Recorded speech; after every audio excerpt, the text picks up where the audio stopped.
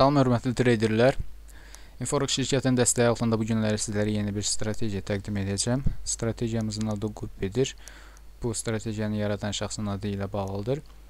Adətən səhm bazarında istifadə etmişdir bu strategiyanı, lakin multivalyutalarda da istifadə olunur. Yəni Forex bazarında da siz istifadə edə bilərsiniz. Bir çox cütlüklərdə istifadə oluna bilər və zaman intervalını bir günlük zaman intervalında siz istifadə edəcəksiniz. Strategiyamızda istifadə olunan indikator yalnız bir ədəddir.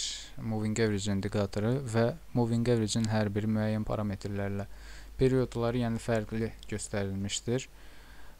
Və həmin periodları sizlərə deyəcəm, siz öz dəftərinizdə qeyd edə bilərsiniz. İlk öncə başlayaq tünd göy rəngli Moving Average-lərdən, yəni bunların parametrləri 60 periodlu Simple Close Navy.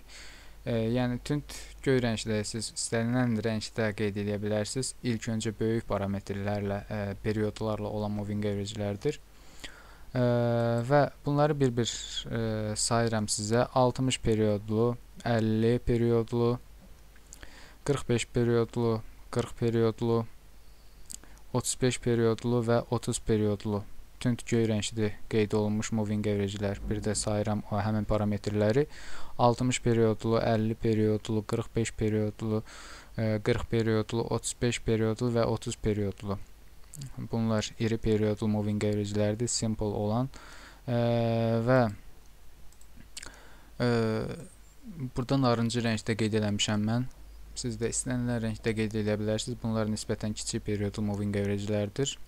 12 deməli başlayır 15 periodlu, 12 periodlu, 10 periodlu, 8 periodlu, 5 periodlu və 3 periodlu. Yəni, bu ardıcılıqla gedir. Bir daha sayıram. 15 periodlu, 12 periodlu, 10 periodlu, 8 periodlu, 5 periodlu və 3 periodlu moving average-lər simple olan. Strategiyamızda alış və satış əməliyyatlarını hansı qaydalar daxilində açacağıq, onu sizə deyim.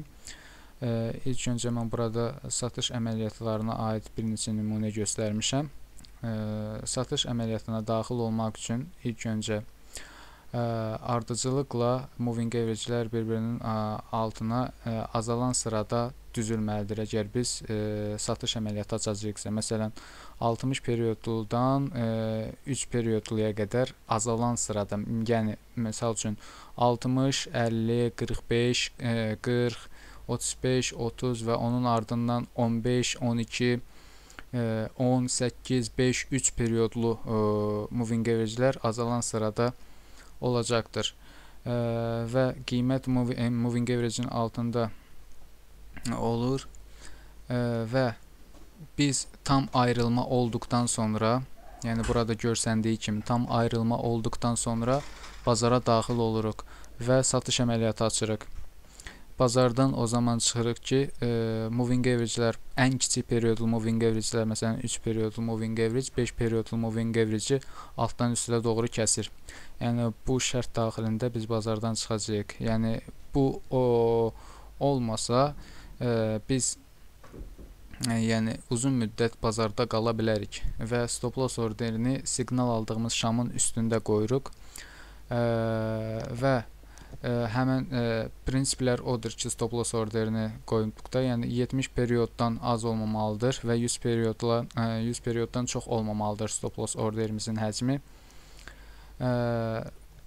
Bu qayda daxilində də stop loss orderimizi qoyuruq və müəyyən gəlir əldə olunduqdan sonra stop loss orderini 0, yəni əməliyyatı açdığımız zonaya qədər çəkə bilərik. Bu satış əməliyyatı haqqındaydı. Alış əməliyyatı haqqında isə alış əməliyyatı üçün moving average-lər artan sırada, daha doğrusu yenə azalan sırada olur, lakin üstə doğru olur bu dəfə.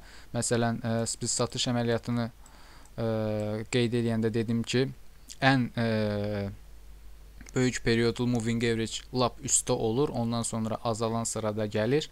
Lakin biz alış əməliyyatını açdıqda isə ən böyük periodlu moving average altda olur. Yəni 60 periodlu moving average qiymətin lap altında olur.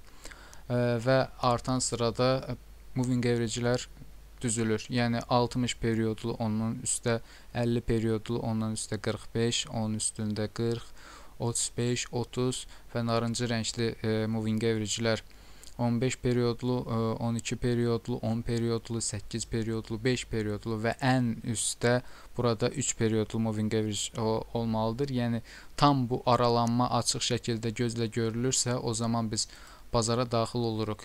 Yəni müəyyən kəsişmə olursa, müəyyən periodlar daxilində, o zaman biz həm bazara daxil olmuruq.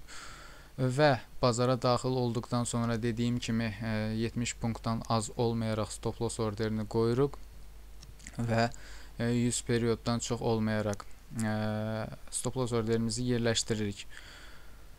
Və dediyim kimi bazarda o zamana kimi qalırıq ki, əks istiqamətli kəsişmə olur. Yəni 3 periodlu moving average 5 periodlu moving average-i üstdən aşağı doğru kəsir. Bu zaman isə biz bazardan çıxacağıq. Strategiya haqqında bu qədər. Güman edirəm hər şey sizə aydın oldu. Aydın olmayan suallarınızı videorolikin yerləşdirdiyi bölmədə yerləşdirə bilərsiniz. Sağ olun, sizlərlə mən idim Fərid İskəndərli.